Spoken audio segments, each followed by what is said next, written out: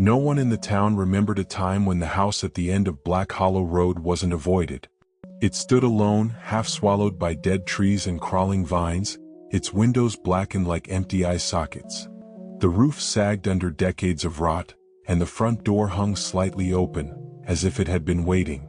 Children were warned never to go near it. Adults lowered their voices whenever its name came up. And yet everyone knew the same thing. People who entered that house were never the same. Some never came out at all. The house once belonged to the Hargreave family, a name that had been quietly erased from town records after a single horrifying night in 1989. Police reports were sealed. Witness statements vanished. Officially, the case was labeled a domestic tragedy. Unofficially, it was something far worse. On the night of October 17th, neighbors reported screams that didn't sound human, long, layered screams, overlapping as if coming from multiple throats at once. By the time authorities arrived, the house was silent. Too silent. Inside, they found the parents seated at the dining table, hands folded, eyes open, faces locked in expressions of absolute terror. No signs of struggle. No cause of death. Upstairs, the children's bedrooms were empty. Beds untouched. Closets open. The children were never found. After that night, the house was abandoned. But abandonment didn't bring peace.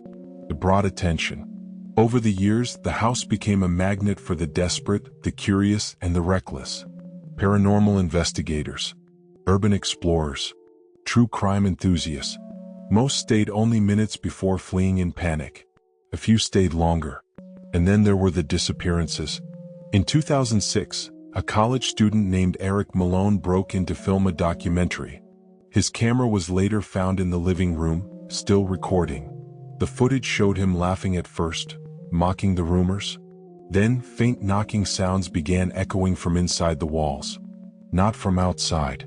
From within. The knocking grew louder, rhythmic, deliberate. The last frame showed Eric turning toward a dark hallway, whispering that someone was calling his name.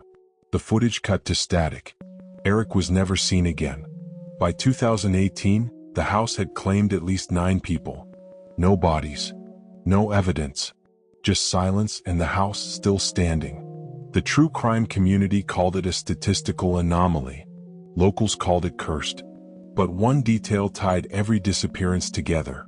They all entered alone. Until the night everything changed. Mara Collins had built her channel on exposing hoaxes and debunking supernatural myths. She didn't believe in haunted houses. She believed in psychology, fear responses, and people misinterpreting natural phenomena. The Hargreave house, to her, was just another urban legend inflated by time. She went in prepared. Multiple cameras, audio recorders, motion sensors, and most importantly, she didn't go alone. Her partner, Daniel, waited outside in a parked car, monitoring the live feed. If anything went wrong, he'd call the police immediately. Mara stepped inside just after midnight. The air changed instantly. It wasn't cold, but heavy, like the house itself was pressing down on her chest. The smell was unbearable. Damp wood, mold, and something faintly metallic. Blood maybe. Or rust. Her flashlight swept across the walls, revealing deep scratches carved into the wood. Not random. Repetitive. Hundreds of tally-like marks layered over one another, as if someone had been counting time, or people. The floorboards creaked beneath her feet, but not in response to her movement. They creaked behind her. Daniel's voice crackled through her earpiece, tense now. He said the audio feed was picking up breathing. Slow. Controlled. Not hers. Then the house reacted. The front door slammed shut on its own. Mara ran for it, only to find the hallway had changed. The straight path she entered through now bent unnaturally, stretching longer than it should have.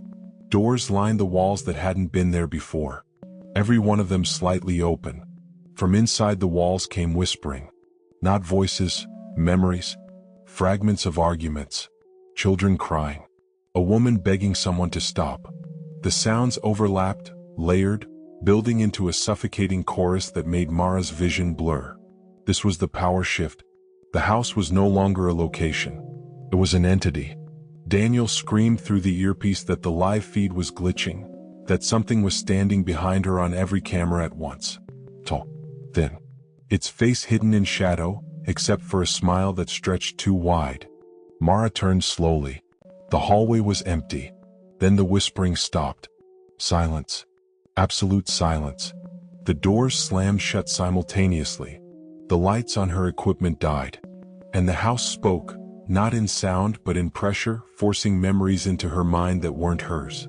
She saw the Hargreave parents sitting at the table, unable to move. She felt their terror, their paralysis. She saw the children being led upstairs, calmly, obediently, following something they trusted. And she realized the truth. The house didn't kill them. It kept them. The scratches on the walls weren't tally marks. They were days, years, lifetimes. Daniel's voice cut out mid-sentence.